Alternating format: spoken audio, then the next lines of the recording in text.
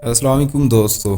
आज की स्टोरी हमें बलूचिस्तान के डिस्ट्रिक्ट मकरान से दिलावर ने सेंड की है। दिलावर का कहना है कि उसका घर एक ऐसे कस्बे में मौजूद है जो एक पहाड़ी के साए में मौजूद है। वो मेहनत मजदूरी करके अपने घर चलाता है। दिलावर कहता है कि मैं और मेरा एक पड़ोसी जिसका नाम बिलाल है, हम हर रोज़ सुबह घर से निकलते थे और तकरीबन कोई 15 किलोमीटर का फासला करके एक जगह मजदूरी करने जाते थे जहाँ कोई तामीराती काम चल रहा था।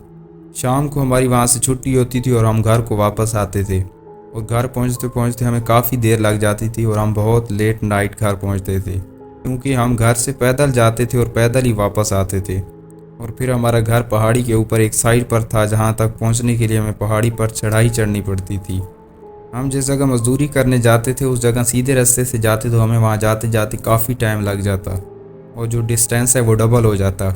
इसलिए हमने एक शॉर्ट रास्ता तलाश किया हुआ था जिससे हम जल्दी जल्दी उस जगह पहुंच जाते थे।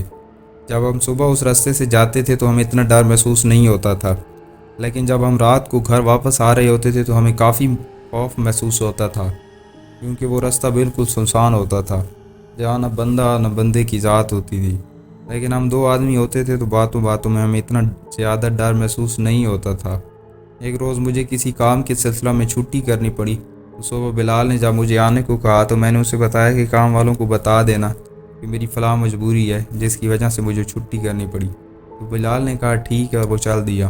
और जाते हुए बिलाल को मैंने कहा था कि उसी रास्ते से चले जाना जिससे हम हर रोज़ जाते हैं और वापस थोड़ा टाइम से छुट्टी लेना और बाई रोड वापस आ जाना और उस रास्ते से वापस ना आना, कहीं कोई जानवर वगैरह नुकसान ना पहुँचाए। तो उसने कह दिया ठीक है चलो, और वो चला गया। जब छुट्टी का वक्त हुआ और रात को बिलाल वापस घर आया तो बिलाल के घर का दरवाज़ा ज़ोरदार आवाज़ से खोला। तो मैं थोड़ा हैरान हुआ कि ये कैसे किसी ने धड़ाम से दरवाज़ा को खोला है। तो मैं घर से बाहर निकला चूँकि मेरा और बिलाल का घर बिल्कुल आमने सामने है। एक साइड पर बिलाल का दरवाज़ा है और दूसरी साइड पर हमारा दरवाज़ा है। तो जब मैं घर से बाहर निकला तो मैंने देखा कि बिलाल खौफ के मारे बेहाल हुआ खड़ा था और उसके कपड़े पीछे की जानिब से खून से लथपथ हुए थे। तो इतने में बिलाल की बीबी ने दरवाज़ा खोला तो हम दोनों अंदर चले गए। जब मैंने बिलाल से बात करना चाहिए तो बिलाल की सांसें फूली हुई थी और जैसे आवाज़ उसके गले में अटक गई हो और वो कुछ बता भी नहीं सकता था। खैर जब उसने अपने वो कपड़े चेंज किए, पानी पिया और थोड़ी देर आराम किया तो वो कुछ नॉर्मल हालत में वापस आया। तो मैंने पूछा कि बताओ भाई क्या हुआ है, खैर तो है, तुझे कोई ज़ख्म भी नहीं है, तो ये खून कहाँ से लगा है तुम्हारे कपड़ों पर। तो उसने मुझे बताया कि आज जब मैं छुट्टी करके वापस उसी शॉर्ट वाले रास्ते से घर आ रहा था, वो जगह जहाँ थोड़े बहुत कीकर वगैरह के दरख्त है, वहाँ मुझे रास्ते पर एक सफ़ेद प्लास्टिक का थैला पड़ा हुआ मिला जिसमें लगता था कि सामान वगैरह है, और उससे थोड़ा दूर ही एक बाल्टी पड़ी हुई मिली। मैं कुछ देर रुक कर सोचने लग गया कि शायद कोई आसपास मौजूद हो, लेकिन वहाँ तो किसी आदमजात का नामो निशान भी नहीं था। तो मैंने सोचा कि शायद किसी का सामान होगा जो यहाँ से उठाना भूल गया होगा या किसी चीज़ वगैरह से गिर गया होगा, क्योंकि वहाँ पहाड़ी में अक्सर लोग गधों वगैरह पर सामान लाद कर एक जगह से दूसरी जगह ले जाते हैं। तो किसी का सामान ले जाते हुए गिर गया होगा। तो मैंने सोचा कि इसको उठाकर साथ ले जाता हूँ, अगर किसी का होगा या कोई तलाश करने आएगा तो उन्हें लौटा देंगे। तो मैंने जब थैले को उठाया वो थोड़ा भारी महसूस हुआ। मुझे तजस्सुस हुआ कि इसे खोल कर देख लूँ। तो जैसे ही मैंने उसे खोला तो उसमें बिल्लियों, कौवों, गीदड़ों और बहुत से परिंदों के कटे हुए सर मिले। इतने में मुझे अपने पीछे किसी चीज़ की सरसराहट महसूस हुई। तो जैसे मैंने पीछे मुड़कर देखा तो वहाँ काले लिबास में एक अनदेखी मखलूक खड़ी थी जिसने अपने हाथों में वही पास पड़ी हुई बाल्टी उठाई हुई थी। और वो मखलूक जिसका नक्शा ना तो इंसानों जैसा था और ना ही जानवरों से मुशाबहत रखता था, वो बिल्कुल ही एक अलग मखलूक थी जो लगता था शायद हमारी दुनिया की थी ही नहीं। उसकी सांस लेने की आवाज़ इतनी हैबतनाक थी कि इंसान की रूह मुंह को आ जाए। ये मंजर देखने के बाद मैंने वहाँ से दौड़ लगाई और जब मैं वहाँ से भाग रहा था तो पीछे से उस मखलूक ने मुझे कहा कि तुमने मेरे खाने को अपना इंसानी हाथ लगाकर ख़राब कर दिया है। फिर उस मखलूक ने दौड़ते हुए मेरे ऊपर वही बाल्टी जिसमें मुझे मालूम नहीं था कि पानी है या खून, वो फेंक दिया।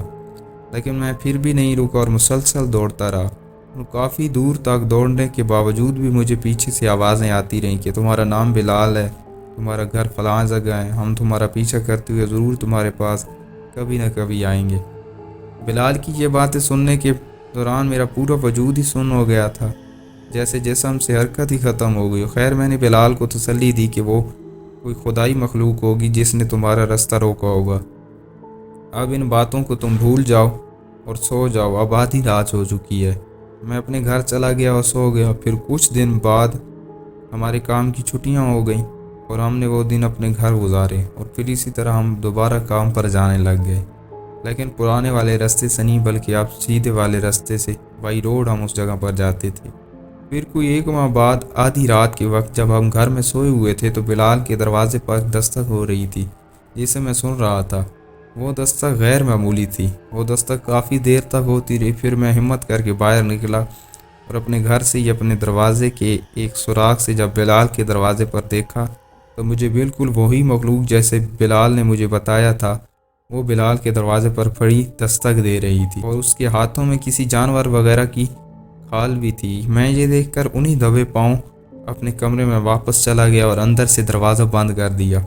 اگلے دن بلال کے دروازے پر کسی جانور کی سوکھی ہوئی ایک کھال پڑی ہوئی ملی، جس پر درج تھا کہ اگلے 160 دنوں میں ہر 40 دن کے بعد گوشت کے 40 ٹکڑے اسی جگہ پر رکھ کر 40 الٹے قدم وہاں سے پیچھے ہٹ کر واپسی کی راہ لینا، اور پیچھے مڑ کر بھی نہیں دیکھنا، تو تمہیں تمہاری غلطی معاف کر دیں گے، اور یہ نہ کیا تو اگلے 40 دنوں بعد ہم پھر آئیں گے۔ وہ جانور کی کھال پر لکھی ہوئی تحریر ہم اپنے قصبے میں موجود ایک آدمی کے پاس لے گئے جو دم وغیرہ کا کام کرتا تھا، تو اس نے جب کچھ پڑھنے کے بعد اپنے ہاتھوں میں وہ جانور کی کھال لی تو اس سے فوراً ہی بلال کو واپس کر دیا، اور اتنا کہا کہ جو اس پر لکھا ہے تم اس پر مکمل عمل کرنا اگر زندہ رہنا چاہتے ہو، اور میں اس کے متعلق مزید کچھ نہیں بتا سکتا کہ یہ کون سی مخلوق ہے اور کیا ہے۔ پھر اگلے 160 دنوں تک ہر 40 دن بعد بلال 40 ٹکڑے گوشت کے اس جگہ پر اکیلا رکھ کر 40 قدم الٹے پیچھے ہٹ کر واپس مڑ کر آتا، اور پیچھے مڑ کر بھی اس جگہ پر نہیں دیکھتا تھا۔ بلال نے یہ عمل 4 دفعہ دہرایا تھا۔ اس کے بعد اسے کچھ سکون ملا، وگرنہ اس کے گھر میں ان 160 دنوں میں کبھی کسی جگہ خون پڑا ہوا ملتا تھا تو کبھی کسی جگہ، جیسے کسی نے وہاں جانور ذبح کیا ہو۔ دوستو، اس سٹوری سے ہمیں ایک سبق ملتا ہے کہ کبھی بھی راہ چلتے ایسی کسی بھی چیز کو نہیں اٹھانا چاہیے، اور کسی چیز میں باندھ کسی چیز کو تو بالکل بھی نہیں۔ دوستو، اگر سٹوری اچھی لگی ہو تو لائک، کومنٹس اور شیئر کر دیں، اور مزید اس طرح کی سکیری سٹوریز سننے کے لیے ہمارے یوٹیوب چینل کو سبسکرائب کر لیں۔ Thank you.